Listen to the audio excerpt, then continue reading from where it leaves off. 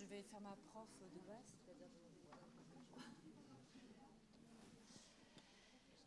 Bien, bonjour à tous. Bienvenue à Bordeaux, bienvenue à Cap Science pour cette conférence scolaire sur les politiques climatiques. Cette conférence... Plus près. Cette conférence a été organisée par la Banque de France qui a pour projet de faire naître une cité de l'économie et de la monnaie, dont vous avez peut-être entendu parler.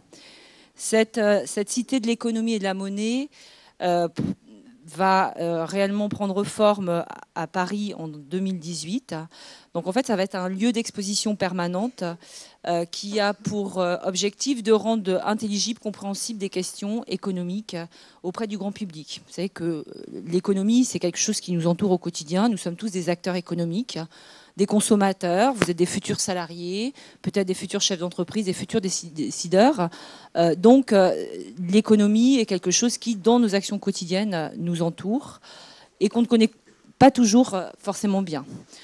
Vous avez le privilège d'être en section ES, donc vous avez déjà entendu parler notamment des fonctions de la Banque de France, de certains mécanismes économiques, ce qui n'est pas le cas de tout le monde. Donc ce projet de création de cité de l'économie et de la monnaie, c'est créer un musée à destination de l'économie. Dans cet ordre d'idées, ce matin, il me semble que vous avez visité l'exposition Crack Boom U qui a été organisée par les acteurs qui sont en train de monter cette cité de l'économie et de la monnaie. Et cette exposition vous a donné un petit peu l'état d'esprit de ce que sera ce futur lieu d'exposition permanent. Par ailleurs, en parallèle de cette construction de cette cité, il y a aujourd'hui à votre disposition un site qui s'appelle Cité Éco, cité avec un C, comme la cité, site sur lequel vous pouvez avoir accès à un certain nombre d'informations qui peuvent être précieuses pour votre formation en sciences économiques et sociales, mais précieuses aussi pour collecter des informations en lien avec des questions économiques et sociales. Notamment un certain nombre de petites vidéos qui sont totalement adaptées aux problématiques que vous abordez dans l'enseignement de sciences économiques et sociales. Vous avez également des liens vers d'autres bases de données, des jeux pédagogiques, des simulateurs. Bref, un certain nombre d'outils dont vous pouvez vous emparer. Et je vous invite évidemment à en parler autour de vous, puisque vos parents, vos amis, votre entourage peuvent être également curieux d'avoir des informations sur ces questions d'ordre économique. Ce qui nous réunit pour le moment, c'est une conférence sur le thème des politiques climatiques après la conférence de Paris. Vous avez le privilège aujourd'hui d'avoir sur Cap Science 2 intervenants spécialistes de ces questions. Alors à ma gauche, Stéphanie Mongeon, qui est maître de conférence à l'Université de Paris-Dauphine. Maître de conférence, ça veut dire qu'elle enseigne et qu'elle est chercheur. Madame Mongeon est membre du laboratoire d'économie de Paris-Dauphine. Elle est membre également du Centre de géopolitique de l'énergie et des matières premières. Et donc, ces spécialités concernent l'économie de l'environnement, l'économie de l'innovation et les politiques climatiques. À ma droite, monsieur Serge Planton, qui est climatologue, qui est responsable de l'unité de recherche climatique au Centre de Météo France. Il est membre du GIEC. Vous avez probablement entendu parler du GIEC. Le GIEC, c'est le groupe d'experts intergouvernemental sur l'évolution du climat. Et à ce titre, il a participé à la rédaction du 5e rapport du GIEC, publié en 2014, qui pointait sur les dérives, les conséquences du réchauffement climatique dont vous avez entendu parler, j'en suis certaine. Il est également membre du comité scientifique du site climat en question. Voilà. S'agissant, je vous invite évidemment à prendre des notes. Je vous invite à éteindre vos portables pour certains. J'ai oublié de me présenter. Je suis enseignante en sciences économiques et sociales sur un établissement scolaire proche de Bordeaux. Et je pense que vous allez apprendre beaucoup de choses. C'est une façon d'apprendre qui est différente de celle dont vous avez l'habitude en classe, avec deux intervenants spécialistes des questions que nous allons aborder. Les questions que nous allons aborder maintenant sont intéressantes pour vous, puisque l'an prochain, en classe de terminale, vous allez travailler sur les outils des politiques climatiques. Mais surtout, avant tout, vous êtes citoyen. Et le réchauffement climatique, c'est quelque chose qui concerne tout le monde. Voilà. Pour repositionner un petit peu l'objet de cette conférence scolaire, je vous rappelle qu'en décembre 2015, du 30 novembre jusqu'au 15 décembre 2015, il y a eu à Paris une conférence sur les changements climatiques. Il s'agissait en fait de la 21e conférence des parties, vous avez entendu parler de la COP 21, qui a soulevé un certain nombre de problèmes et a abouti à une décision qui va engager l'ensemble des pays signataires de l'accord, en l'occurrence 195 pays. Cette réunion a eu lieu au Bourget. Elle a réuni plus de 40 000 personnes, pas seulement des diplomates, pas seulement des hommes politiques, pas seulement des experts, même peut-être peu d'experts, mais également des membres de la société civile, des gens du milieu associatif, des entreprises, des ONG, bref, un certain nombre d'acteurs, puisque ces questions qui sont en lien avec la politique climatique ne concernent pas seulement le ministre de l'économie, le ministre du développement durable, le président de la République, ou le climatologue qui est à ma droite, mais concerne l'ensemble des citoyens. Je vous l'ai dit, il y a un accord qui a été signé, qui engage les pays signataires à mener des politiques qui vont dans le sens de la baisse des gaz à effet de serre. Je vais donner la parole à Monsieur Planton tout d'abord, qui va essayer de vous expliquer ce qu'implique cet engagement concernant la lutte contre les gaz à effet de serre. Merci. Merci pour cette introduction. Bonjour à tous. Voilà, donc la première partie de la première présentation, elle est axée sur cette question de la COP21, mais d'un point de vue climatique. Donc on verra plutôt tout à l'heure le point de vue économique avec l'autre intervenante. Et puis, ce sur quoi je voulais revenir, c'est brièvement sur l'historique de cette 21e conférence. Donc 21e, il y en a une chaque année. Donc le calcul est simple, ça fait une vingtaine d'années qu'on a mis en place ce processus au niveau international. Et d'où est-ce que c'est venu finalement ? C'est venu de la prise de conscience, d'abord par la communauté scientifique, qu'il y avait un problème avec le climat et surtout avec le fait que les activités humaines pouvaient perturber le climat à l'échelle de la planète tout entière. Alors donc le constat, il a été fait dans les années 1980. À l'issue de cela, on a créé ce qui a été cité tout à l'heure, le groupe d'experts intergouvernemental sur l'évolution du climat, le GIEC. Si vous voulez avoir des informations très précises sur le GIEC, il suffit d'aller sur son site internet qui s'appelle ipcc.ch. Il est basé à Genève, en Suisse.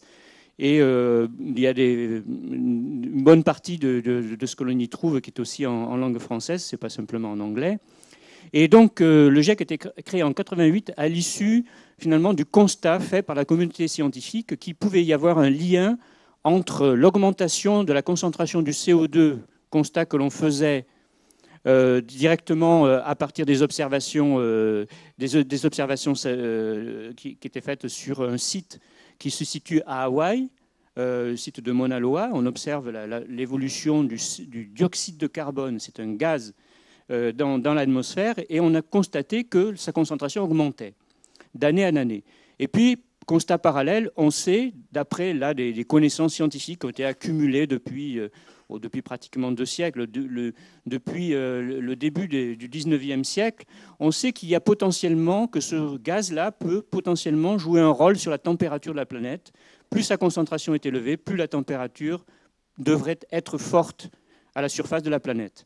Et donc ça, déjà, les scientifiques le savaient et ils étaient capables de réaliser des modélisations, des simulations sur ordinateur, sur informatique, qui permettaient d'établir ce lien entre concentration du CO2 dans l'atmosphère et évolution de la température. Voilà, donc tout est parti de cela. Et le GIEC a été créé pour essayer de faire un état des connaissances sur la question et le plus régulier possible, d'où la création du GIEC. Et là, sur ce diagramme, vous avez les rapports qui ont été publiés successifs. On est arrivé au 5e, donc, qui était publié en 2014. Donc, vous voyez comment ils se sont succédés au fil du temps. Et vous avez aussi mentionné justement ces COP dont il a été question à propos de la 21e. Qu'est-ce que c'est la COP? La conférence des parties. C'est une conférence qui associe des représentants des gouvernements qui sont chargés de prendre des décisions pour tenter de remédier à ce problème de potentiel effet de l'homme sur le climat. Au départ, c'était écrit dans la Convention cadre des Nations Unies sur les changements climatiques qui date de 1992, qui a été signée à Rio, à la conférence de Rio. Il s'agissait d'éviter des évolutions dangereuses du climat pour finalement les sociétés humaines. Alors évidemment, à ce moment-là, on ne savait pas très bien ce que voulait dire dangereux. Alors donc, les scientifiques ont essayé de préciser ce que voulait dire cette évolution, quelle était son ampleur. Et au point de vue gouvernemental, il y a des décisions qui ont commencé à être prises en 1997 avec ce qu'on appelle le protocole de Kyoto, qui était un premier protocole international qui concernait que les pays industrialisés. Et l'objectif, c'était de limiter déjà les émissions de gaz à effet de serre. On a pris un accord international pour réduire de 5% les émissions de gaz à effet de serre par rapport à 1990, et cela en 2012, accord qui a finalement été respecté. Mais on n'avait pas d'accord relais entre 2012 et 2020, finalement, qui était la cible suivante. Aucun accord n'a finalement été décidé. Il aurait dû y en avoir un en 2009. Il n'a pas eu lieu. Et c'est heureusement Paris qui a finalement conclu cet accord. J'y reviendrai tout à l'heure. Alors, donc, pour introduire le sujet climatique, proprement dit, je vais laisser de côté pour l'instant la COP21 et les décisions qui ont été prises.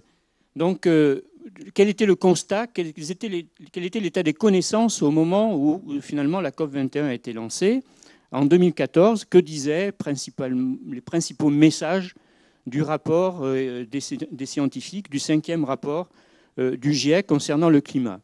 Mais d'abord, premier constat, le réchauffement climatique est réellement observé. Donc là, vous avez une carte, un planisphère qui représente l'évolution de la température entre 1901 et 2012, avec différentes couleurs. Quand c'est violet, ça veut dire qu'on a une augmentation de 2,5 degrés de la température sur cette période de 112 ans. Et quand c'est bleu, c'est le cas juste au sud de Groenland, on peut avoir une diminution de la température qui est ici de 0,4 degrés à peu près. Donc, quand on parle de réchauffement climatique, ça ne veut pas dire que la Terre s'est réchauffée uniformément partout. Il y a des régions qui sont plus réchauffées que d'autres. Mais en moyenne planétaire, on sait qu'il y a bien un réchauffement, c'est à peu près 0,9 degrés quand on prend comme référence le début du XXe siècle par rapport à l'année dernière. On est à peu près sur cette tendance-là. On est sur 0,9 degrés d'augmentation. Alors, ça ne paraît pas beaucoup, 0,9 degrés, un petit peu moins de 1 degré d'augmentation. Mais pour avoir une référence de ce que cela veut dire à l'échelle de la planète, on peut prendre le cas vous avez certainement entendu parler des périodes glaciaires. Non? Les périodes glaciaires, ça vous dit quelque chose? Donc il y avait une période en particulier, il y a 20 000 ans, où la température était beaucoup plus froide qu'actuellement. Mais en fait, beaucoup plus froide, qu'est-ce que ça veut dire? C'est 4 à 7 degrés plus froide. 4 à 7. C'est important d'avoir cet ordre de grandeur en tête. 4 à 7 degrés de température en moyenne planétaire. Et pourtant, bien ce climat beaucoup plus froid, ça correspond à quoi? Ça correspond à la calotte polaire qui s'étend sur l'Angleterre. Donc l'Angleterre était complètement couverte de glace. La calotte qui couvre le Groenland aujourd'hui, qui ne couvre que le Groenland, s'étendait sur toute l'Europe du Nord jusqu'à l'Angleterre et sur tout le Saint-Laurent, on l'appelait la calotte des Laurentides d'ailleurs, donc sur tout le nord de l'Amérique du Nord également.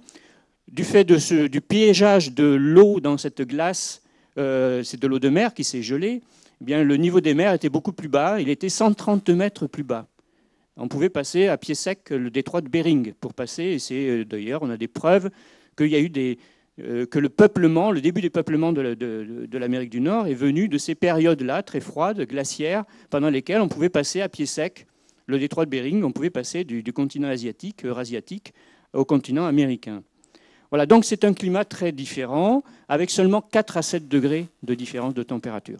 Voilà, donc 1 degré pratiquement en une période d'un petit peu plus de 100 ans, ça veut dire que c'est déjà très significatif, puisque passer de la période glaciaire à la période actuelle, il a fallu 10 000 ans pour que la température se réchauffe de 4 à 7 degrés. Ensuite, la température restait pendant 10 autres 1000 ans à peu près stable. Voilà, 10 000 ans, 4 à 7 degrés, et là, en 100 ans, déjà pratiquement 1 degré. Voilà, on peut avoir des preuves aussi indirectes du réchauffement. Alors, je ne vais pas en montrer trop parce qu'on n'a pas énormément de temps. Je présente là une image qui est issue d'observations très récentes. Ce sont des observations de satellites. Grâce à des satellites, on peut mesurer, par exemple, la hauteur de la surface terrestre, mais de manière très précise, à quelques centimètres près. Donc, c'est un satellite en fait, qui embarque un radar. Et avec un radar, on envoie le rayon laser et puis on mesure le temps que met le rayon pour revenir jusqu'au niveau du satellite après avoir été émis. Et on en déduit la hauteur de la surface. Eh bien, à partir de cette analyse de la hauteur de glace sur la calotte polaire du Groenland, on a pu estimer quelle était la part de la fonte de cette calotte au cours de la période 1992-2012 qui est présentée ici, et comment ça se traduit en variation du niveau de la mer. C'était la courbe qui était représentée sur la figure. Je vais y revenir tout à l'heure. On va voir la même chose pour la fonte de la calotte de l'Antarctique, parce que ça c'est peut-être moins connu, mais la calotte de l'Antarctique est aussi en train de fondre. Alors les zones de fonte, elles sont indiquées en rouge en fait, sur ces images. En bleu, on a des zones d'accumulation au contraire de glace, mais les périodes de fonte, les zones de fonte l'emportent sur les zones d'accumulation, pour l'Antarctique aussi, comme pour l'Arctique. Et là aussi, on peut traduire cette fonte en variation du niveau de la mer. Donc là, on voit c'est à peu près un peu moins de 5 mm en 20 ans. Voilà, quand on ajoute, on ne va pas aller jusqu'au bout du film, mais quand on ajoute la contribution finalement de la fonte de la calotte du Groenland, de la fonte de la calotte de l'Antarctique, on a une augmentation du niveau de la mer qui est au rythme d'à peu près 0,5 mm par an. Alors évidemment, ce n'est pas beaucoup, ce n'est pas considérable. Il faut le comparer à l'augmentation du niveau de la mer qu'on observe aujourd'hui, globale, totale. Elle est de 3,3 mm par an. Simplement, le fait nouveau, c'est que depuis une dizaine d'années, 20 ans, donc, on voit maintenant apparaître cette fonte supplémentaire qui vient des calottes polaires. Et ça, c'est un fait relativement nouveau. Et puis, les 3,3 mm par an, le restant, ça s'explique comment? Ça s'explique par l'augmentation de la température. Un océan plus chaud occupe plus de volume et se dilate. Et puis, la fonte des glaciers sur les continents aussi explique pour partie l'augmentation du niveau de la mer. Bon, on va arrêter ici pour le film. Ce serait trop long d'aller jusqu'au bout. Voilà. Sur la fonte des glaciers, puisque je viens de l'évoquer, on a aussi des images qui sont assez frappantes. Par exemple, ici, une animation de reconstruction de l'extension d'une langue glaciaire dans les Alpes autrichiennes. Voilà, donc on a des indications donc indirectes du réchauffement. On n'a pas que simplement les preuves directes de ce réchauffement que l'on voit ici avec cette carte d'augmentation de la température. On sait aussi qu'il y a une fonte des glaciers, qu'il y a une augmentation du niveau des mers. Donc là, une des conclusions, un des messages clés du dernier rapport du GIEC, mais il ne fait que confirmer ce qui était dit les années précédentes, le réchauffement du système climatique est sans équivoque. Et depuis les années 1950, beaucoup de changements observés sont sans précédent depuis des décennies, voire des millénaires. Et puis, donc, on a des preuves à la fois dans l'atmosphère, dans l'océan, dans les glaces et dans l'étendue des neiges. Alors, quel est le rôle des activités humaines dans ces évolutions? On va voir d'autres conclusions qui sont tirées aussi finalement du dernier rapport du GIEC, le volet qui a été publié en 2013. C'est que on observe aussi une augmentation de la concentration du dioxyde de carbone que j'évoquais tout à l'heure comme étant un des éléments qui était à l'origine de la création du groupe d'experts. Donc le constat qu'on faisait à la fin des années 80, au moment où on a créé le GIEC, on avait déjà cette courbe-là, elle s'arrêtait ici, et puis on voit que ça a continué depuis, les observations mises bout à bout construisent cette courbe d'évolution de la concentration du CO2 dans l'atmosphère. Le CO2 qui a une propriété, je le disais tout à l'heure, de réchauffer la planète. Alors, dans le dernier rapport, on a pu rajouter des observations au pôle sud. Pardon, le son, il faut que je l'enlève ici. Voilà. Ah non, ça ne marche pas. Donc, il faut l'enlever au niveau du logiciel. Alors, donc, ce que montre cette animation, en fait, c'est un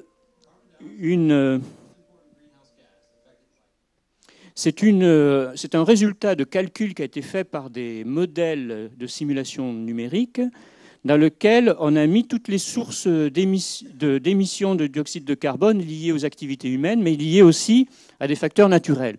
Alors, plus c'est rouge, plus c'est important, les quantités de CO2 sont importantes. On voit clairement les sources de CO2 qui viennent des pays industrialisés, d'Amérique du Nord, d'Europe, d'Asie, du Sud-Est.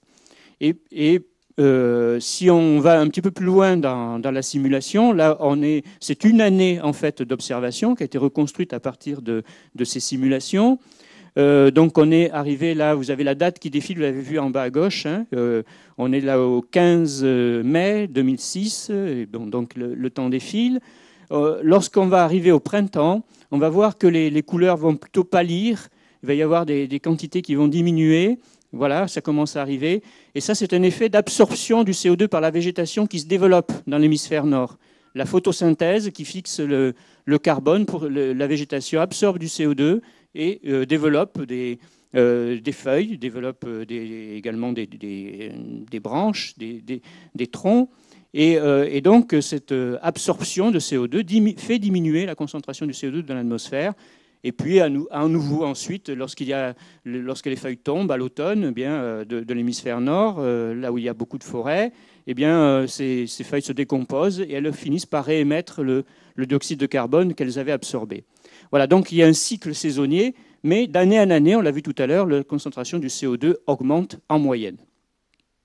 Et alors, ce qu'on voit aussi bien sur cette animation venant de simulation, donc de ce qui se passe dans la réalité, c'est qu'il y a un mélange du CO2 qui est émis, il est très vite mélangé par l'atmosphère, ce qui fait que finalement, peu importe l'origine du CO2, peu importe la source, l'effet, lui, va être planétaire, va être global. Et d'ailleurs, les concentrations au pôle sud, là où il n'y avait pas de source, eh bien, la concentration au pôle sud suit très exactement, on le voyait sur la courbe de tout à l'heure, suit très exactement ce que l'on observe aussi à Mauna Loa, c'est-à-dire dans une latitude qui est plus tropicale.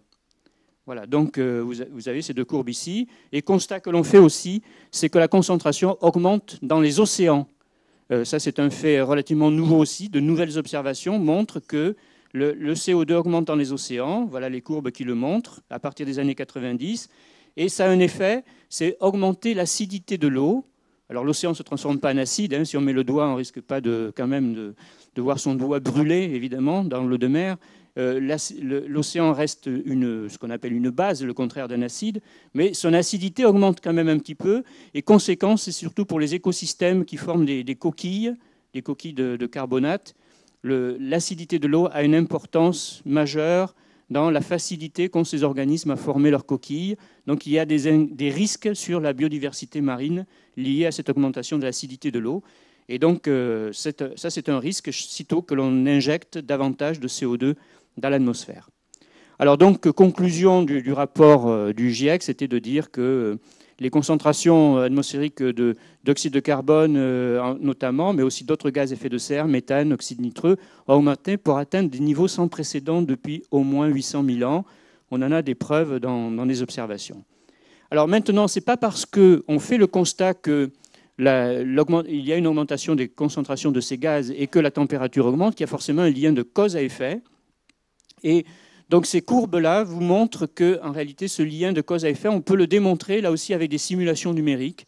Quand on essaie de reproduire le climat que l'on aurait eu si on n'avait pas injecté de gaz à effet de serre du fait des activités humaines, c'est-à-dire l'utilisation des combustibles fossiles essentiellement, charbon, pétrole, gaz naturel, eh bien si on n'avait pas consommé ces combustibles fossiles, le climat se serait plutôt légèrement refroidi. C'est ce que montrent les courbes de couleur, là, par comparaison aux courbes qui sont en noir, qui sont des observations. C'est la température moyenne de la planète entre 1860 et les années 2000.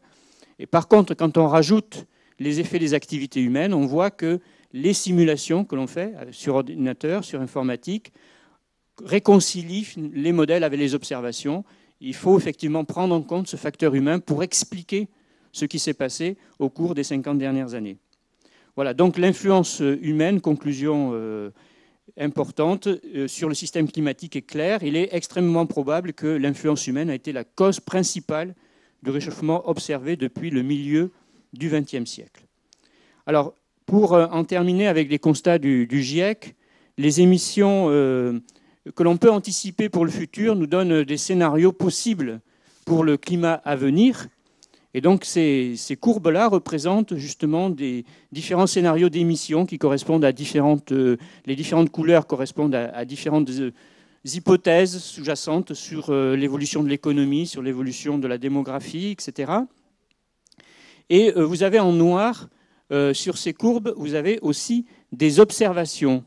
Donc vous pouvez comparer ce qui s'est déjà produit depuis la 1980 seulement et ce qui peut être anticipé pour le futur avec deux types de scénarios, typiquement des scénarios qui sont des scénarios de très fortes émissions, comme ce scénario qu'on appelle le scénario du laisser-faire, qui est en rouge, et un scénario bleu, qui est un scénario donc, qui consiste à réduire très fortement les émissions de gaz à effet de serre. Eh bien, suivant ces deux scénarios, ce qui a pu être calculé par les scientifiques du GIEC, c'est que avec ce scénario-là, la température, donc si on continue à émettre finalement avec le même rythme que sur les émissions qu'on a déjà observées depuis au moins 20 ans, eh bien, la température devrait se réchauffer autour de 4 degrés par rapport au niveau qu'elle avait à la fin du 19e siècle. Et je vous disais tout à l'heure, 4 à 7 degrés, c'est la différence entre le période glaciaire et interglaciaire. Et là, finalement, on aurait la même différence de température en 250 ans au total, si on prend comme référence 1850 par rapport à la fin du 21e siècle. Voilà, donc ça, c'est un scénario dans lequel on ne fait rien et on laisse augmenter nos émissions au rythme actuel. Au contraire, le scénario sobre, c'est le scénario finalement qui était l'objectif de la COP21, qui était l'objectif de la conférence de Paris. Stabiliser le climat à 2 degrés, ça veut dire donc le réchauffement devrait être limité à 2 degrés par rapport à cette période de la fin du 19e siècle. Eh bien, on l'atteint si on respecte cette courbe d'émissions qui induit qu'on ait un pic d'émissions autour de 2020 et ensuite une réduction des émissions pour finalement arriver à une neutralité en carbone, c'est-à-dire qu'on émet autant de carbone qu'on en absorbe. Bon, je ne vais pas insister parce qu'on n'a pas beaucoup de temps pour développer, mais en tout cas, avec cette trajectoire qui n'est pas impossible, on peut arriver à stabiliser le climat à 2 degrés, objectif déjà de la conférence de Copenhague et objectif réaffirmé au moment de la COP21. Donc pour limiter l'ampleur des changements climatiques, il faudrait réduire fortement et durablement les émissions de gaz à effet de serre. Alors, pour terminer la COP21, finalement, qu'est-ce qui a été, connaissant ces constats, qu'est-ce qui a été décidé, quels sont les termes de l'accord principaux qui ont été finalement acquis, même si on va voir tout à l'heure que le processus n'est pas totalement terminé. Quelques points clés de l'accord de Paris. D'abord, c'est que c'est un accord qui est universel et différencié. Alors ça veut dire quoi? C'est qu'il y a quand même 195 États ou parties, dont l'Union européenne, qui ont participé à la négociation, donc pratiquement dans tous les pays de l'ONU, de l'Organisation des Nations Unies, qui se sont engagés à formuler des stratégies de développement à faible émission de gaz à effet de serre sur le long terme. On appelle ça en anglais Intended National Determined Contribution, INDC, vous reverrez ce sigle-là tout à l'heure. L'intention que l'on a de réduire les émissions, de combien on prévoit de réduire les émissions d'ici à 2025 ou 2030. L'accord reconnaît cependant que tous les pays ne sont pas égaux devant cet objectif. C'est plus facile pour certains États que pour d'autres. Donc l'accord reconnaît une responsabilité partagée mais différenciée des États. Ça sera peut-être vos questions tout à l'heure. Et puis, il doit y avoir aussi un transfert entre pays industrialisés et pays en voie de développement. Donc, il est prévu qu'il y ait un fonds de soutien de 100 milliards de dollars par an qui soit dévolu aux pays en voie de développement. Et évidemment, cet argent serait apporté par des pays industrialisés, mais voire des pays émergents aussi comme la Chine.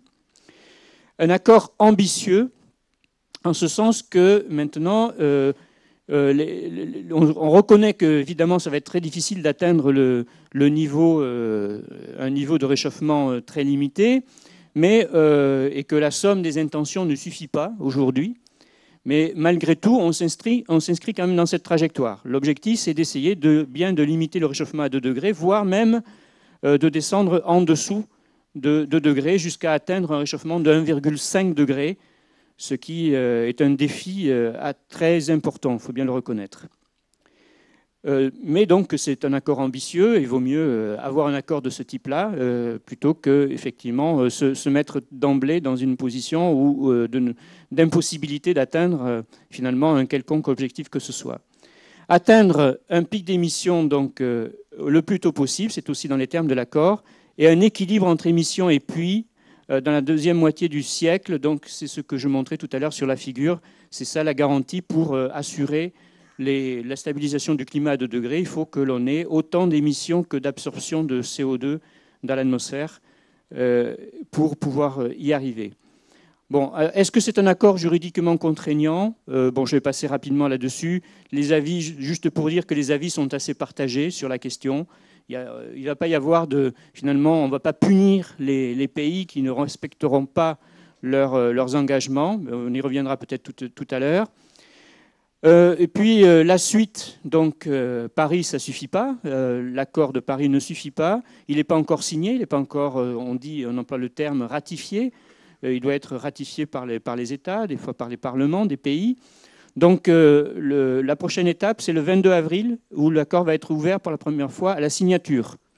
Il devrait entrer à ce moment-là en vigueur en 2020, mais pour qu'il entre en vigueur, il faut qu'il y ait au moins 55 pays qui représentent au moins 55% des émissions globales qui le signent.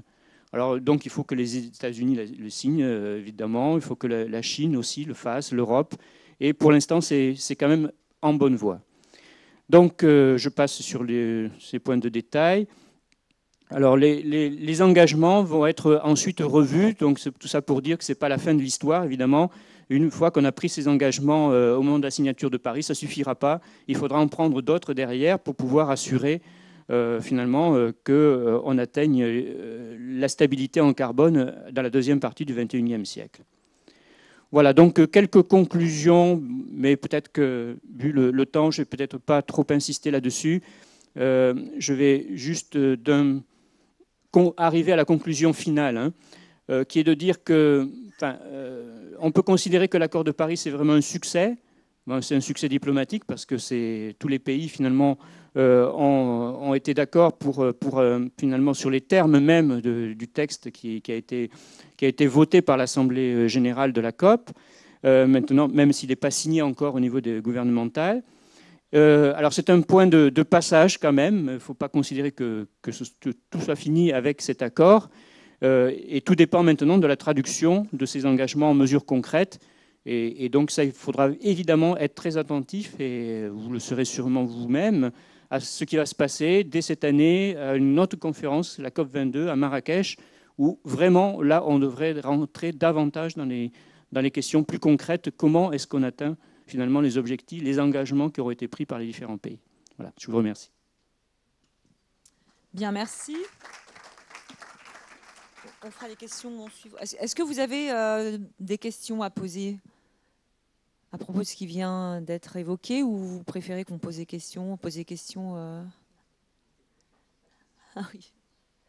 Aucune question?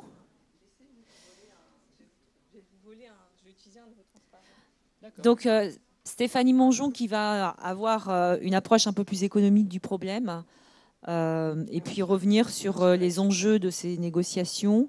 Est-ce que ça implique au niveau géopolitique? Sur les scénarios. Oui, bonjour. Alors, avant d'entrer dans le vif du sujet, je vais juste vous expliquer ce que c'est qu'une économiste de l'environnement. Parce que là, on met deux mots hein, côte à côte et qui sont pas forcément, qu'on ne s'attend pas forcément à voir. Et c'est une question qu'on me pose souvent. Alors, ou économiste du changement climatique aussi, on peut parler. Donc, vous faites de l'économie. Est-ce que vous allez continuer à en faire? Peut-être, peut-être pas. Mais en tout cas, si vous continuez, être économiste, c'est pouvoir potentiellement travailler sur des sujets d'une diversité absolue. Donc, vous pouvez travailler sur les politiques monétaires. Donc là, on est vraiment dans ce qu'on appelle l'économie dure. Et vous pouvez travailler aussi sur le changement climatique. Alors, qu'est-ce que ça veut dire un économiste du changement climatique? Eh bien, donc, M. Planton vous a exposé hein, des résultats scientifiques, des observations qui ont été faites. Alors, bien sûr, ce n'est pas le travail des économistes, tout ça. Alors, qu'est-ce qu'ont à voir les économistes? C'est qu'à un moment, on constate qu'il y a un problème environnemental, climatique ici, en l'occurrence, et il va falloir agir. Donc, prendre des décisions de façon à essayer de résoudre, au moins partiellement, ce problème. Et là, les économistes, mais pas seulement les économistes, les sociologues, les politologues, enfin voilà, un tas de disciplines commencent à réfléchir à la façon dont nous, collectivement, on va pouvoir résoudre en partie ce problème. Et qu'est-ce que ça veut dire pour nous résoudre ce problème? Donc, on va aider à réfléchir à l'objectif qu'on doit viser. Alors, l'objectif, c'est-à-dire, je vais m'éloigner, je vais prendre un exemple de pollution locale. Pas un exemple de changement climatique, ça c'est très compliqué pour le changement climatique, mais pollution locale. Donc, parfois, on a des pics de pollution. Alors, à Bordeaux, je ne sais pas si c'est le cas, mais à Paris, c'est fréquent. Et on se dit, ça pose un problème. Pourquoi ça pose un problème? Parce qu'il y a des impacts sanitaires. Donc sanitaire, ça veut dire des gens qui sont malades. Éventuellement, il y a des morts prématurées. Et puis des impacts non sanitaires. Bon. Les impacts sanitaires étant les plus importants. Tout ça, ça a un coût pour la société, pour les individus, pour nous. Et on se dit, ce serait bien de diminuer cette pollution. Oui, mais diminuer la pollution aussi, ça a un coût. Ben oui, parce que on a des voitures, on s'est équipé, nos voitures elles rejettent voilà, un certain nombre de polluants. Si on devait nous obliger à changer de voiture du jour au lendemain, ce serait extrêmement coûteux. Si on doit changer les processus de production dans les entreprises, c'est aussi extrêmement coûteux. Donc il va falloir comparer les avantages de baisser la réduction, enfin de baisser, excusez-moi, la pollution, et ce que les inconvénients, c'est ce que ça va nous coûter. Donc, ça veut dire voilà, confronter un petit peu, en fait, envisager toutes les conséquences, tous les impacts, avoir une idée de ce qu'on appelle les dommages. Donc, les dommages, c'est qu'on passe des impacts à une évaluation monétaire. Donc là, on voit le rôle de l'économiste. Une évaluation monétaire de ce que ça induit, donc ce qu'on appelle les dommages. Et puis, dire, OK, donc la pollution, on la réduit quoi? De 5%, de 10%, de 50%? Voilà la question, une première question qu'on doit se poser. Alors tout ça est bien sûr extrêmement compliqué. Il n'y a pas de réponse définitive, il n'y a pas de réponse binaire. Ça va être des éléments pour réfléchir pour prendre la décision de façon pertinente. Et c'est une aide à la décision, ce qu'on appelle une aide à la décision. Donc l'objectif, et ensuite c'est les instruments. Et on va revenir sur ce point parce que c'est fondamental. Jusqu'à présent, quand on parle de conférences internationales sur le climat, on parle d'objectifs. On n'a pas commencé à évoquer, OK, on a un objectif, on doit viser cette cible de réduction, comment on fait? Et comment on fait? C'est ici, nous, dans les villes, dans nos bâtiments, sur nos véhicules. Donc c'est ça. Et ça, c'est ce qu'on va appeler plus donc les politiques climatique, parce que ça va être lié à un objectif de réduction d'émissions de gaz à effet de serre, donc dans un objectif de limiter le réchauffement climatique. Mais ce passage est assez complexe. Et donc là, les économistes, mais pas seulement les économistes, ont un certain nombre d'idées, on va dire, sur ce qui pourrait être fait et ce qui serait bien d'être fait et ce qui serait moins bien d'être fait. Mais tout ça, bien sûr, doit être discuté avec les parties prenantes parce qu'on ne fait pas une politique contre des gens, on fait une politique avec les gens. Donc voilà, je voulais juste faire ce point, vous préciser ça. Donc vous voyez, en tant qu'économiste, on peut travailler sur des choses qui sont très loin de notre discipline, hein. Donc, tous les graphiques qu'on vous a présentés, moi, j'ai absolument pas contribué de quelque façon qu'il soit à la production de ces graphiques, mais bien sûr, je les ai lus avec beaucoup d'intérêt, je les ai regardés. J'ai lu plein de choses auxquelles je n'ai pas compris grand-chose, et puis il y a des choses auxquelles j'ai compris. Et donc ça, voilà, ce graphique, c'est extrêmement précieux, de comprendre ce qu'il veut dire et ce qu'il signifie. Et là, j'ai demandé à M. Planton de le garder, parce que j'aimerais juste souligner l'enjeu auquel nous allons faire face, mais vous plus que nous, parce que nous, on est un peu plus vieux que vous. Pour vous, vous êtes nés avec... On connaissait déjà le problème du changement climatique. On avait déjà signé le protocole de Kyoto. 97, c'était il y a 18 ans. Donc, le protocole de Kyoto était signé. Alors, pas ratifié, et voilà. Donc, pour vous, vous êtes vraiment nés au moment où on avait identifié le problème et on commençait à réfléchir au début de la solution. Bon, vous avez vu, hein, ça prend du temps, tout ça, c'est assez compliqué. On est en 2015, enfin en 2016, mais donc on a signé l'an dernier un accord. La communauté internationale est assez contente de la signature de cet accord, et pourtant, on vous dit qu'on est encore sur cette courbe. On est encore par là, hein. Donc, et qu'est-ce qu'on doit viser? On doit viser ça. Regardez la différence entre les émissions sur une courbe qui serait là et une courbe qui est là. Là, ce qu'on présente, c'est les émissions mondiales. Donc, on est sur des objectifs de réduction des émissions qui sont de l'ordre de 80%, oui, au moins. Ouais, au moins. Donc, pas tout de suite. Allez, on va dire, donc 2050, il faudrait, oui, faire au moins du 80%. 2050, c'est demain. C'est vraiment, ça va très vite. Donc, l'enjeu est considérable, mais vous avez aussi compris que les risques étaient considérables. Alors, il ne faut pas être pessimiste, il ne faut pas être défaitiste, il faut dire qu'on peut y arriver. Et en ça, la conférence, l'accord de Paris, est une première étape tout à fait intéressante. Alors, attendez, parce que, hop, est-ce que c'est... Alors, moi, je vais revenir sur des choses qui ont été déjà évoquées, un petit peu plus, enfin, avec un point de vue un petit peu différent. Et quand donc, je vais vous parler des accords qui ont eu lieu qui ont été décidés, des accords internationaux sur le climat. Et pour comprendre comment on est parvenu à l'accord de Paris, il faut faire un petit peu d'histoire. Alors, c'est l'histoire contemporaine, hein. On ne va pas revenir très, très loin. Mais alors déjà, juste un point de précision, parce qu'on vous parle de COP. Alors, COP, Conference of Parties. Qu'est-ce que c'est qu'une partie? Une partie, en général, c'est un pays ou un groupe de pays. Alors, partie à quoi? Une partie à la Convention climat qui a été signée en 92. Donc, c'est vraiment le début de l'histoire.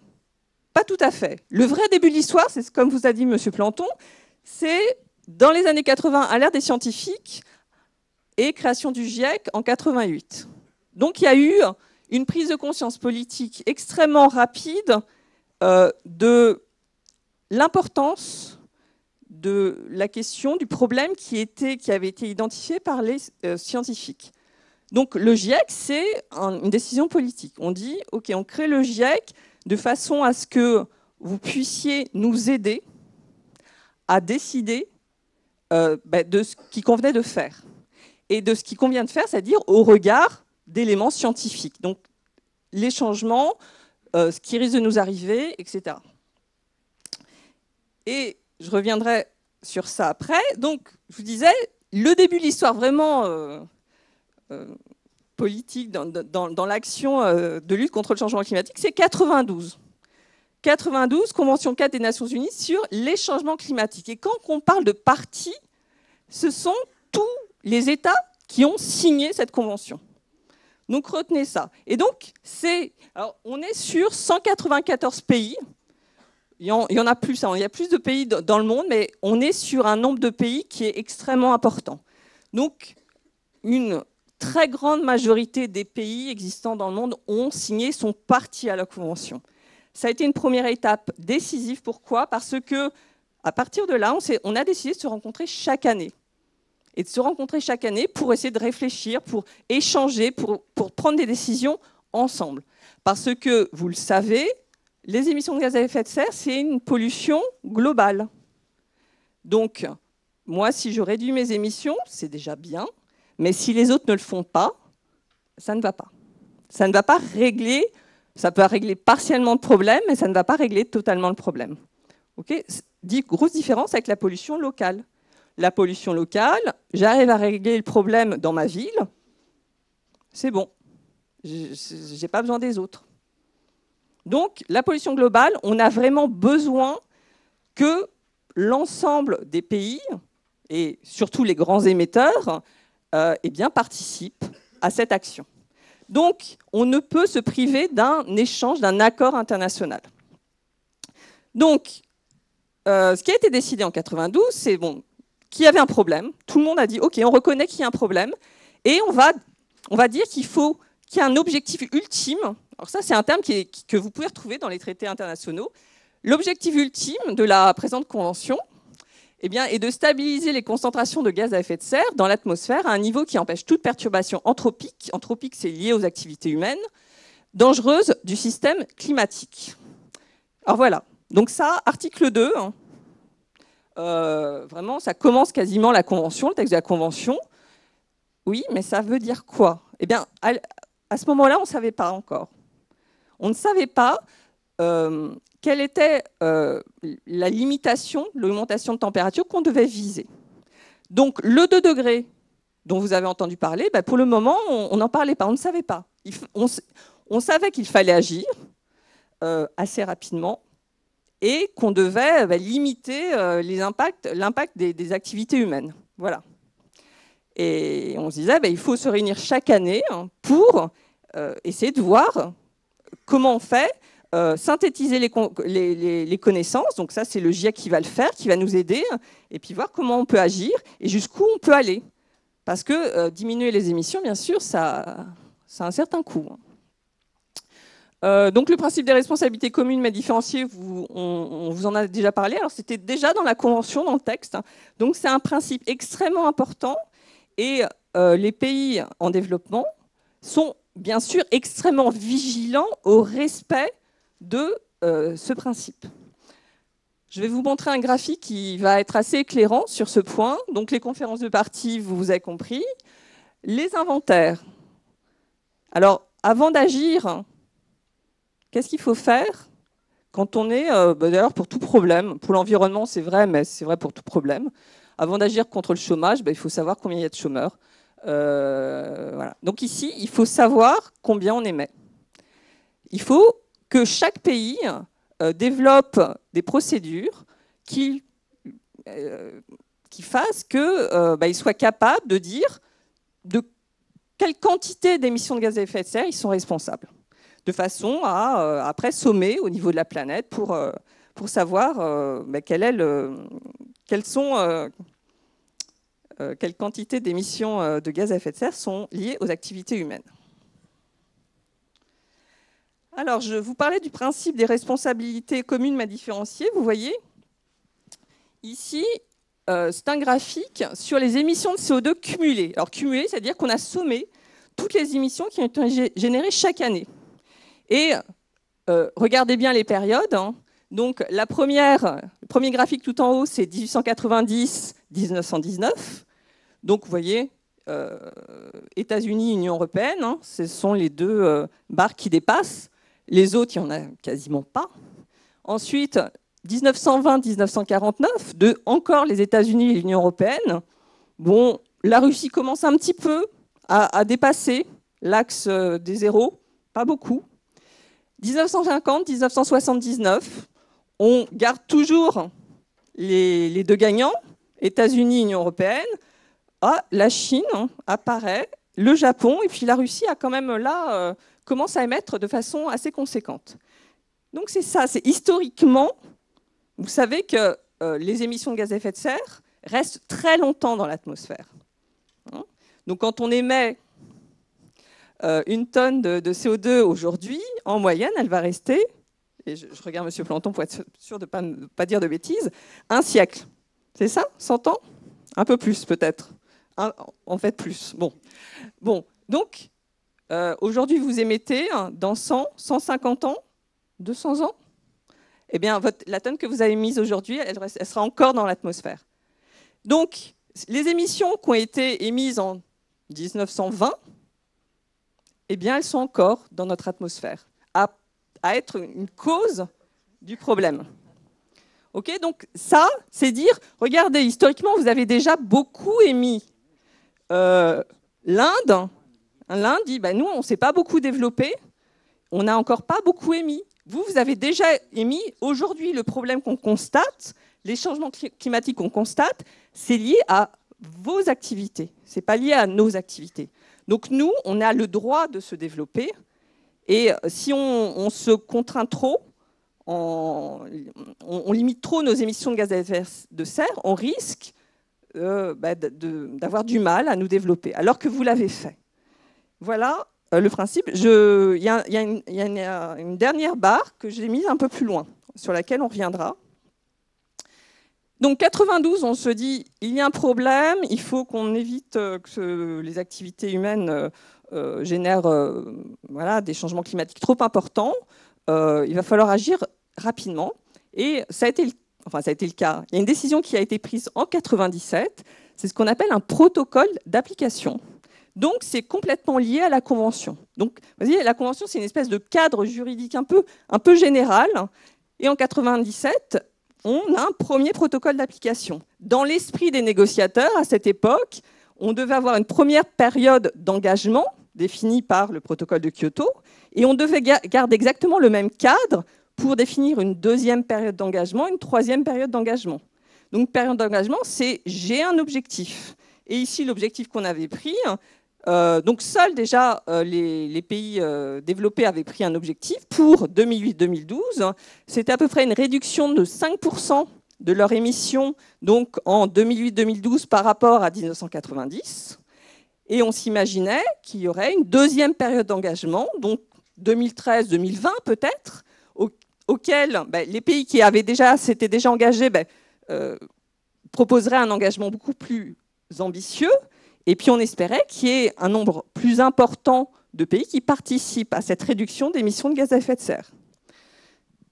Donc c'était vraiment l'esprit initial de cet accord, donc en 1997. Alors l'histoire ne s'est pas passée tout à fait comme on l'avait souhaité. Alors, le premier problème, ça a été les États-Unis qui n'ont pas ratifié l'accord, le protocole de Kyoto. Donc un accord, vous le signez à un moment, donc il y a une réunion, donc une conférence des parties, c'est signé, donc l'accord de Paris, tout le monde l'a signé, maintenant il faut le ratifier. Donc faire en quelque sorte entrer cet accord dans votre droit national. Et tant que ce n'est pas ratifié, il n'y a pas d'obligation qui vous lie. Donc c'est vraiment une étape qui est cruciale.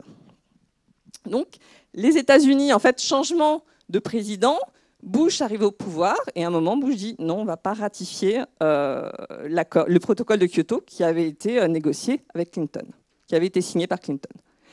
Alors, vous voyez, est-ce que l'histoire va se répéter? Barack Obama, républicain, Donald Trump, je ne sais pas si vous regardez un petit peu les infos en ce moment, si vous regardez le petit journal en ce moment. Donc, si c'est le cas, vous savez qui est Donald Trump et vous savez que peut-être que Donald Trump il risque de ne pas ratifier l'accord de Paris. Bon, alors, en fait, Barack Obama, il est assez fort. Il va faire passer ça assez rapidement, normalement, avant la fin de son mandat. Et il va le faire avec une voie, on va dire, législative qui est plus courte, plus simple, et qui a imposé, en fait, un cadre un peu plus contraint pour l'accord de Paris. Mais tout le monde l'a suivi, parce qu'on veut que les États-Unis y soient. Parce que sans les États-Unis, on risque de perdre la Chine, et sans la Chine, ça n'a plus beaucoup de sens. Et je vais revenir exactement sur ce point quand je vais vous parler de l'accord de Copenhague. Donc, 97, protocole de Kyoto, première période d'engagement, et on voulait, avant 2009, négocier la deuxième période d'engagement. Et ça n'a pas été possible. Et ce qui s'est passé, c'est qu'il y a eu un accord parallèle qui s'est négocié un peu dans les couloirs de la conférence des parties à Copenhague, qui a été beaucoup demandée par l'Inde, la Chine, avec les États-Unis, et qui ont proposé en fait un autre type d'accord. Donc on sort de Kyoto. De toute façon, les États-Unis n'étaient pas dans Kyoto, donc on ne va pas réitérer Kyoto parce que c'était vu comme un accord. Finalement, l'esprit de ce protocole d'application était vu comme trop contraignant, et donc on va proposer un accord différent avec une logique différente. C'est-à-dire chacun va dire ce qu'il est prêt à faire. Donc Copenhague, ça a été ça, c'est dire tu me dis ce que tu es prêt à faire en termes d'efforts pour réduire tes émissions de gaz à effet de serre, et puis on va tout compiler dans cet accord, et en revanche, on va se mettre d'accord sur l'objectif ultime. Et l'objectif ultime, dans Copenhague, qui a été signé par quasiment la totalité des parties à la Convention, eh bien, ça a été le début du 2 degrés. Limiter l'augmentation de la température moyenne mondiale à 2 degrés en 2100. Donc, quand on est sur une augmentation de température, c'est toujours à l'horizon 2100. Donc, c'est apparu au moment de l'accord de Copenhague. Donc, l'objectif ultime, vraiment ce qu'on vise, je vous parlais d'objectif, c'est de limiter à 2 degrés, à une augmentation de 2 degrés. Donc ça, c'est apparu au moment de Copenhague, et chacun a dit, ben voilà, moi je suis prêt à faire moins 20%, moi je suis prêt. Alors, et ce qui a été très important à Copenhague, ça a été vraiment un tournant, c'est que jusqu'à présent, seuls les pays développés prenaient des engagements pour réduire leurs émissions de gaz à effet de serre. Et à Copenhague, tous les pays, enfin une grande partie des pays en développement, et notamment les grands émergents, donc les grands pays émergents, la Chine, l'Inde, l'Afrique du Sud, le Brésil, ont pour la première fois pris des engagements pour limiter leurs émissions de gaz à effet de serre. Voilà. Donc ça a été vraiment un tournant. Et qu'est-ce qu'on a constaté? C'est que quand on sommait tous les efforts qui étaient faits par les uns et les autres, eh ben on n'atteignait pas du tout l'objectif ultime, qui était de limiter à 2 degrés. On en était même assez loin. On était plutôt sur une augmentation de 3,5 degrés. Donc on s'est dit, bon, si tout le monde est prêt à adhérer à cette forme d'accord, pourquoi pas ne pas conserver cet esprit? Mais ceci dit, il va falloir être un peu plus ambitieux dans nos engagements, parce que là, il y a une espèce de fossé entre ce qu'on vise et ce qu'on est prêt à faire, et il va falloir trouver une solution. Donc, Copenhague a été signé, finalement a été signé dans un texte onusien, et finalement, Copenhague a été effectivement porté par le tandem Chine-États-Unis. Donc c'est une vision vraiment qui vient de la Chine et des États-Unis. Et l'accord de Paris qu'on a signé l'an dernier est le grand frère de l'accord de Copenhague, mais en plus ambitieux, en plus complet, en plus réfléchi, donc en beaucoup mieux. Mais on a quand même cette vision on a cet objectif ultime qu'on garde, mais chacun dit ce qu'il est prêt à faire. Et on ne peut pas aller au-delà. On ne va pas obliger les pays à aller au-delà. Il faut les convaincre, il faut les inciter, il faut que tous ensemble, on essaye d'atteindre cet objectif ultime. Mais c'est pas, vous savez, quand vous signez un accord international, donc on parle, est-ce que c'est contraignant juridiquement, pas contraignant, enfin, oui, la question est importante, mais finalement, vous n'allez pas faire la guerre si un pays ne respecte pas l'engagement qu'il a pris en termes de réduction d'émissions de gaz à effet de serre.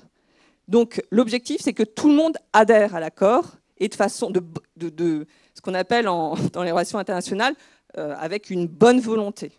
Parce que c'est seulement à cette condition que les pays feront quelque chose. Et feront, c'est-à-dire mettront en place des politiques et des mesures qui permettent de limiter leurs émissions de gaz à effet de serre. Donc je vous disais, il y a eu un tournant à Copenhague considérable parce que les grands émergents ont accepté de commencer à parler de leurs émissions de gaz à effet de serre, ce qui n'était jamais arrivé. À chaque fois qu'on allait voir la Chine en disant vous savez, vous êtes quand même le premier émetteur mondial, donc le plus gros émetteur mondial, et ça, ce sont les émissions de gaz à effet de serre, non, de CO2 seulement, donc des principaux pays. Donc vous voyez, la Chine, c'est celui-là. Donc depuis à peu près 2006, la Chine est passée devant les États-Unis, donc est devenue le plus gros émetteur mondial. Donc ça a été pendant très longtemps les États-Unis. Et puis 2006, les États-Unis se font coiffer au poteau par la Chine. Et depuis, vous voyez, la pente, elle est très, très importante. Donc ça monte très, très vite. Donc un accord sans la Chine et un accord sans les États-Unis, ça n'aurait pas de sens. Or, rappelez-vous que Kyoto n'avait pas été ratifié par les États-Unis. Donc si on continuait avec Kyoto, on n'avait pas les États-Unis et a priori la Chine ne voulait pas venir. Donc voilà, Kyoto, on s'est dit, bon, ben, ça a été un premier essai, on a vu que ce n'était pas comme ça qu'il fallait faire, donc on va faire autrement. Copenhague, ça a été une pilule assez difficile à avaler pour les Européens, pour ne rien vous cacher. Ils n'étaient pas très contents parce que ce n'était pas leur proposition.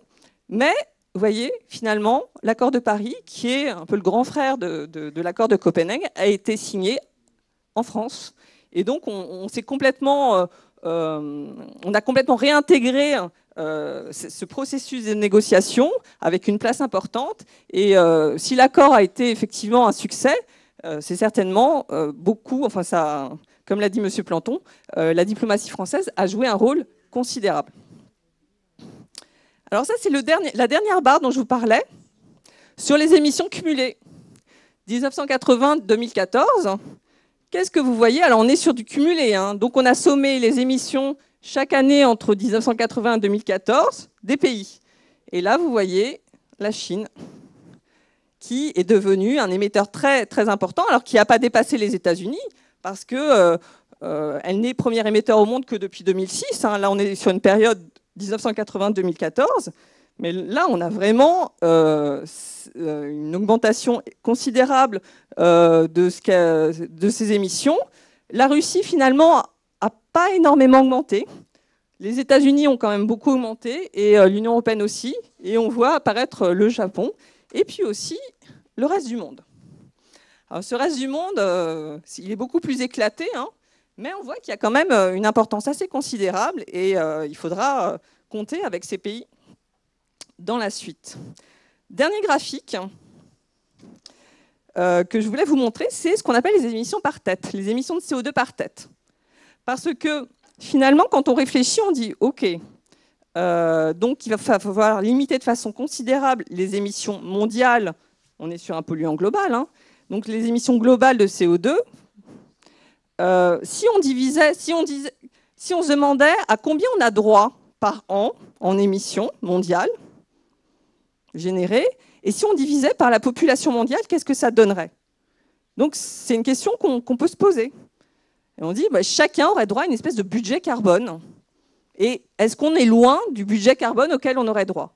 Alors on calcule les émissions de CO2 par tête. Et là, qu'est-ce que vous constatez? Donc, on a, alors le Qatar, ça c'est cette barre-là.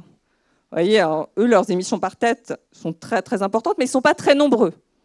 Bon, mais donc les États-Unis sont là. Donc, quand même, ça reste un émetteur qui est très important, hein, y compris en termes d'émissions par tête. Si on compare avec la Chine, là, on voit qu'il y a une différence qui est importante. Donc la Chine est certes le premier émetteur mondial, mais en termes d'émissions de CO2 par tête, les États-Unis continuent à être bien devant la Chine, bien supérieurs à la Chine. Mais ce qui est intéressant, c'est de comparer la Chine avec l'Union européenne des 28. Et là, qu'est-ce que vous constatez? Que la différence est vraiment faible.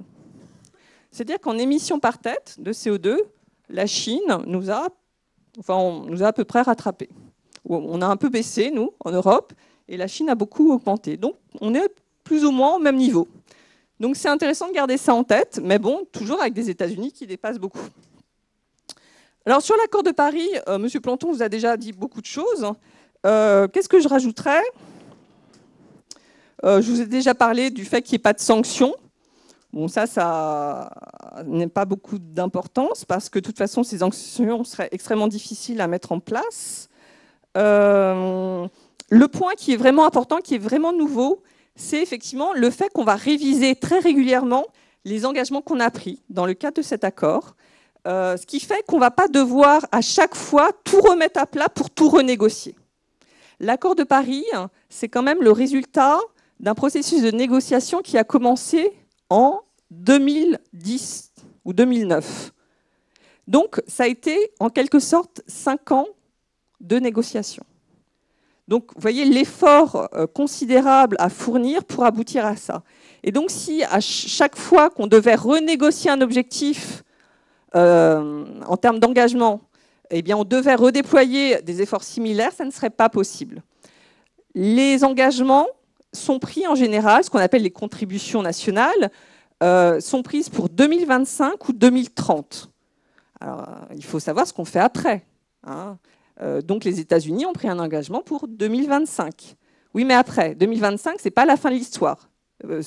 C'est peut-être le début de l'histoire 2025, où là, on commence à vraiment avoir des changements climatiques importants. Donc ça, c'est vraiment nouveau. Et ça, c'est, enfin, les négociateurs ont été vraiment très... Pour eux, c'était très important d'avoir ce point.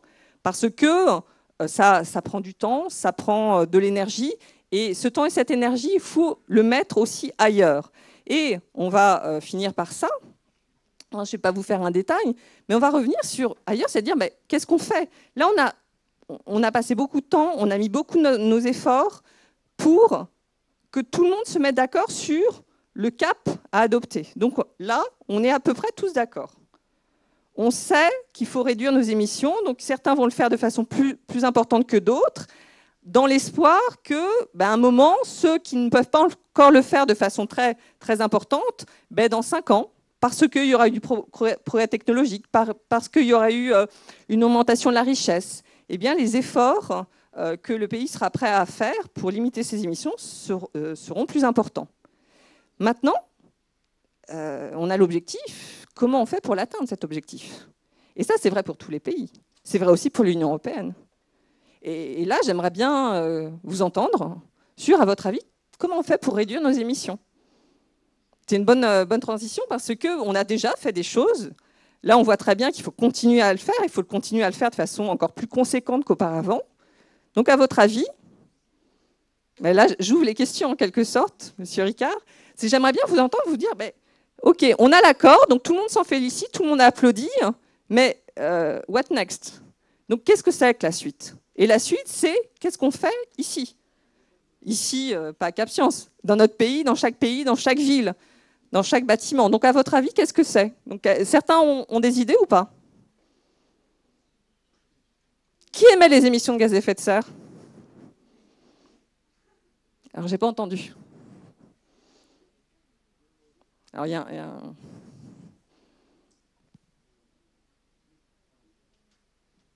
Vous êtes timide. J'en doute. Le premier rang. Qui émet des émissions de gaz à effet de serre? Je ne vous sens pas du tout timide. Alors, est-ce que vous émettez des émissions de gaz à effet de serre? Bah oui. En faisant quoi? Non, pas en parlant.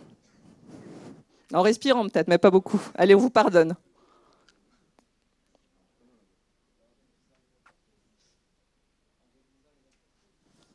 Alors, les entreprises.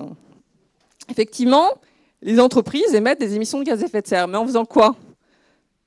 En chauffant leurs bâtiments, en s'éclairant. Alors, il y a des processus industriels aussi qui émettent des émissions de gaz à effet de serre. Donc, faire du ciment, c'est très émissif. Faire de l'acier. Mais prendre une voiture aussi, ça émet des émissions de gaz à effet de serre. Donc, il n'y a pas que les entreprises. Quand on établit nos inventaires, on essaye de voir quels sont les secteurs à l'origine des émissions de gaz à effet de serre. Et en France, par exemple, eh bien, ce qu'on appelle l'industrie, je ne sais pas si vous entendiez ça quand vous nommiez les entreprises, l'industrie émet à l'origine à peu près de 11% des émissions françaises, seulement. Alors, quels sont les autres secteurs? Secteur des bâtiments. On est pas loin de 20%. Bâtiment, ah bon, un bâtiment? Ben oui, on chauffe les bâtiments. Et ça fait des émissions de gaz à effet de serre. On brûle du gaz pour se chauffer, par exemple, ou pour les maisons. Après, il y a le secteur, ce qu'on appelle de la production d'électricité. Alors en France, on a beaucoup de nucléaire, donc le nucléaire n'émet pas d'émissions de gaz à effet de serre, mais donc on a à peu près, oui, on est autour de aussi 11%, 12% du secteur d'électricité. Donc quand on allume la lumière, eh bien, derrière, il y a une centrale électrique qui va travailler, qui fonctionne et qui émet des émissions de gaz à effet de serre si elles fonctionnent avec du gaz, du charbon. On ne fait plus avec du pétrole, hein, du fuel, on ne fait plus. Mais, donc pensez à ça. Le secteur automobile, hein. Enfin automobile, il y a aussi les camions, tous les transports. Alors là, on est sur quasiment 20% aussi. Secteur de l'agriculture, quand on met des produits chimiques, ça émet, ça n'émet pas forcément du CO2, mais d'autres gaz à effet de serre. Le secteur des déchets. Si on ne fait pas attention à la façon dont à la fin de vie de nos déchets, eh ben, ça émet du méthane. Tout ça, donc, ce sont les entreprises, mais pas seulement. Comme on vous disait au début, ce sont aussi les citoyens. Et puis de toute façon, dans les entreprises, il y a des hommes. Donc, comment, je reviens à ma question, comment on fait pour baisser les émissions de gaz à effet de serre? Donc, quels sont les instruments qu'on a à notre disposition pour baisser nos émissions?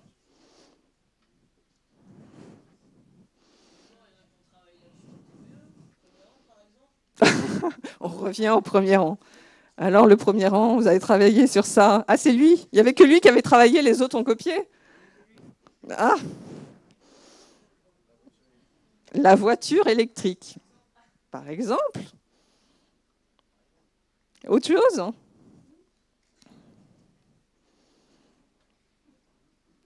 Alors, la voiture électrique, on peut parler de façon plus générale de changement technologique.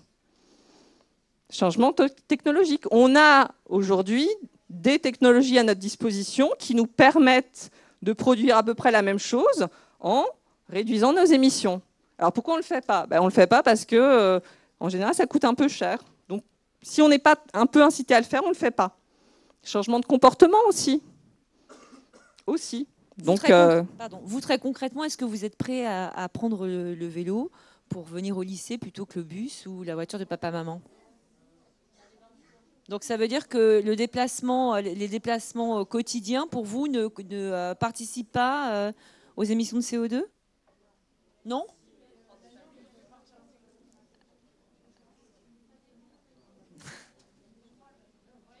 Il fait froid le matin, ça vous fait partir à 5 h du matin de chez vous. Qu'est-ce qu'on fait alors très concrètement? Enfin, nous, en 2080, là, les anciens, on ne sera plus là. Hein. Et vous? Et vous? Vous êtes prêt à vivre avec 10 degrés de plus? C'est vrai que bon, on porte moins de pull vert, on va pouvoir aller à l'océan beaucoup plus longtemps dans la saison. Mais est-ce que derrière toutes ces problématiques, est-ce que c'est pas l'espèce humaine qui est menacée? Premier rang.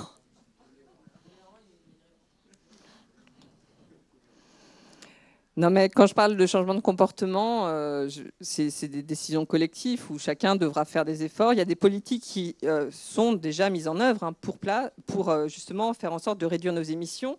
Ça passe par l'isolation des bâtiments, par exemple. Ça peut être juste un thermostat installé dans une maison. Donc, les instruments, c'est par exemple de la réglementation. Donc, il y a quelque chose qui existe en France qui s'appelle la réglementation thermique, qui impose quand vous construisez un nouveau bâtiment, de mettre en place des technologies ou de concevoir votre bâtiment qui permettent de limiter la demande en chauffage, la consommation d'énergie, par exemple. Donc, il y a des réglementations, ça peut être de la fiscalité. Donc, les instruments, c'est la fiscalité, des taxes, par exemple, qu'on mettrait sur les produits qui émettent le plus. Ça peut être une organisation nouvelle de la ville. Le développement des transports en commun, donc il y a le vélo, mais il n'y a pas seulement ça peut être le bus, ça peut être le covoiturage, faciliter les tramways, etc. Donc tout ça participe à cet objectif ultime. Donc des fois on prend peut-être dans votre ville des décisions qui peuvent vous étonner, mais essayez de réfléchir, de faire ce lien avec cet objectif ultime qu'on a pris avec... combien de pays? Plus de 190 pays qu'on a pris. C'est pour ça, c'est pour participer à cet effort collectif. Et donc, il y a beaucoup de choix qui vont être faits à l'avenir, qui sont déjà faits, qui peuvent vous étonner, mais essayez de vous souvenir de ça, de dire derrière, si ça permet de réduire un peu les émissions de gaz à effet de serre, ça participe à cet effort. Et aujourd'hui, cet effort est fait par... dans la majorité des pays, hein, y compris en Chine, qui est le premier émetteur. La Chine a vraiment décidé des actions, et puis pour le coup extrêmement radicales, parfois, pour limiter ses émissions de polluants locaux, parce qu'il y a une grosse problématique sur la pollution locale, mais aussi ses émissions de gaz à effet de serre. OK ? Bien, merci beaucoup. Est-ce que vous avez des questions ? Pardon ? Il y a une question ? Très bien. Je vais donner le micro à... Oh, pardon. On se donne encore 5-10 minutes de questions ?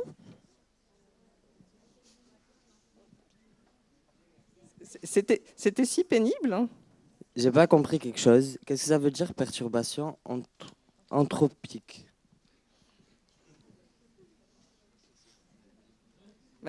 Vous savez? Alors pourquoi vous rigolez? C'est une bonne question. Ah, anthropique, hein. C'est lié aux activités humaines, ça veut dire. Anthropique, ça vient d'une activité humaine. Une activité humaine, c'est se déplacer, prendre sa voiture, chauffer son bâtiment, produire tel bien, consommer, éclairer. C'est ça, une activité humaine, c'est tout. Même un loisir, c'est une activité humaine. Donc, dans toutes nos activités, quelles qu'elles soient, on émet des émissions de gaz à effet de serre. Bien, pour conclure, je vais redonner le micro à Monsieur Planton.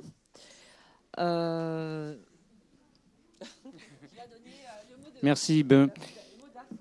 Alors, je suppose que de toute façon, vous aviez tous un petit peu conscience du problème, de ce dont on a parlé. Peut-être s'il y a deux mots de conclusion rapides, c'est que justement, il faut pas, ça ne se limite pas à ce problème, à ce constat qui peut être alarmant. C'est aussi, il faut le voir comme une opportunité, et ça a été déjà souligné par l'intervenante précédente. Donc, on voit qu'il y a quand même des choses qui sont en train de changer, des manières de consommer qui sont différentes. Et notre message important, c'est que ça ne concerne pas justement que les gouvernements. Il ne faut pas non plus tout attendre d'une COP21. On est très content qu'elle ait eu lieu, la COP21. C'est une réussite. On attendait depuis des années. Mais évidemment, ça ne s'arrête pas là. Et tous les acteurs, finalement, c'est nous tous qui sommes acteurs. C'est à la fois les citoyens, les entreprises, vous en avez parlé des entreprises tout à l'heure, les gouvernements, les maires dans les communes, ce qu'on appelle les collectivités locales. Donc en réalité, on est tous acteurs et on a tous des opportunités finalement d'en profiter parce que finalement, le premier résultat rapide qu'on peut obtenir, c'est finalement de dépenser moins en économisant l'énergie. Déjà, c'est des choses qui sont très faciles à faire et en plus, c'est gagnant pour tout le monde. Après, ça ne suffira pas, mais en tout cas, au moins, on sait que très rapidement, on peut agir pour améliorer les choses. Et puis, donc, c'est l'opportunité pour changer, pour être moins dépendant du pétrole, etc. etc. Donc, informez-vous surtout, soyez attentifs à ce qui se passe. Ne croyez pas parfois certaines choses qu'on peut lire sur Internet qui sont un petit peu rapides.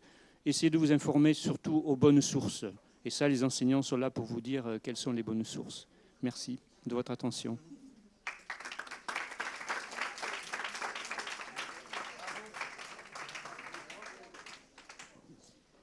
Bien, bon retour. J'espère que cette journée a été fructueuse pour vous, que vous avez appris plein de choses.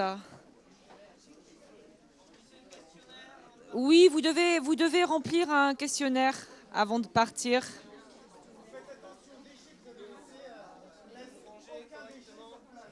Bon retour sur Pau.